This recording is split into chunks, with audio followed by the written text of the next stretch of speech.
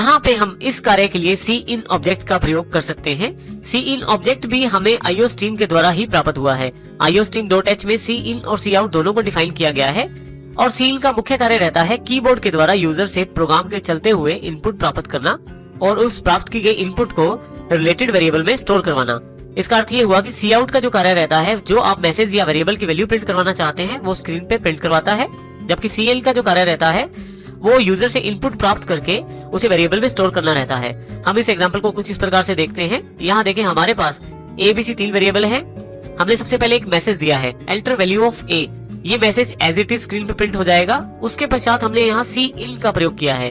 यदि आप सी इन ऑब्जेक्ट के साइन पे या सिंबल्स पे ध्यान दें तो ये बिल्कुल उल्टे हैं सी आउट से। तो यहाँ पे सी इन के साथ हमने A वेरिएबल पास कर दिया है, जो ये बताता है कि अब की बार जो यूजर इनपुट देगा सी इन के द्वारा A में स्टोर करवा दी जाएगी। इसी तरह से नेक्स्ट मैसेज है एंटर वैल्यू ऑफ B। अब की बार जो यूजर वैल्यू देगा सी इन के द्वारा B को पास कर दी जाएगी या B में स्टोर कर दी जाएगी। फिर हम यहाँ पे दोनों का टोटल करके C में स्टोर करते हैं, C की वैल्यू को प्रिंट करते हैं। यहाँ पे इन मैसेजेस का क्या काम है?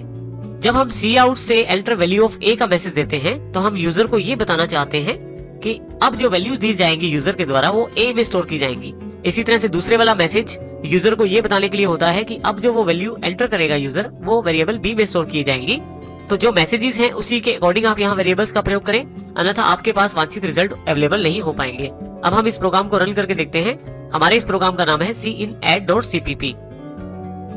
सबसे पहले हम अपनी फाइल खोलते हैं cin.cpp के नाम से। इसके लिए आप फाइल को ओपन करने के लिए F3 शॉर्टकट का इस्तेमाल कर सकते हैं कंपाइलर में। यहाँ मैं F3 क्लिक कर देता हूँ।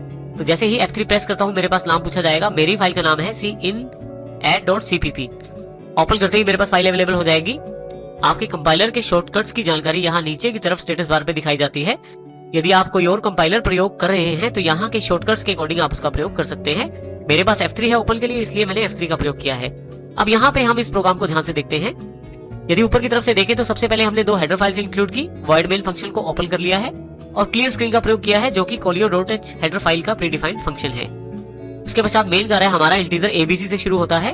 हमने 3 वेरिएबल डिक्लेयर किए हैं, तीनों की डेटा टाइप इंटीजर है, अर्थात इसमें न्यूमेरिक डेटा स्टोर किया जाएगा।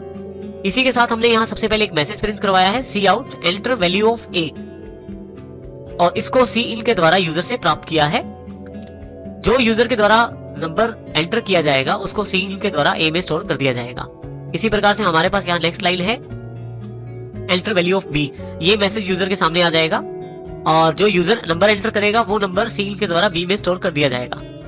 यहाँ हमने इन दोनों का टोटल किया है, जो A और B में वैल्यू प्राप्त की है उन दोनों का टोटल करके हमने C में स्टोर कर दिया है। और फाइनली हमने यहाँ पे दोनों का जो आउटपुट है वो C में जो टोटल है उसको प्रिंट करवाया है। अब हम इस प्रोग्राम को रन करके देखते हैं कंट्रोल F9 के साथ। सबसे पहले enter value of A message available है, यहाँ मैं एंटर कर देता हूँ वैल्यू। फिर B की वैल्यू मांगी जा रही है, मैं वो भी एंटर कर देता हूँ। जैसे ही एंटर करता हूँ B की वैल्यू के पश्चात मेरे पास आउटपुट अवेलेबल है 52, जिसमें दोनों का टोटल शामिल है A और B का। मैं फिर से एंटर करके दोबारा इस प्रोग्राम को कंट्रोल F9 से रन करता हूँ।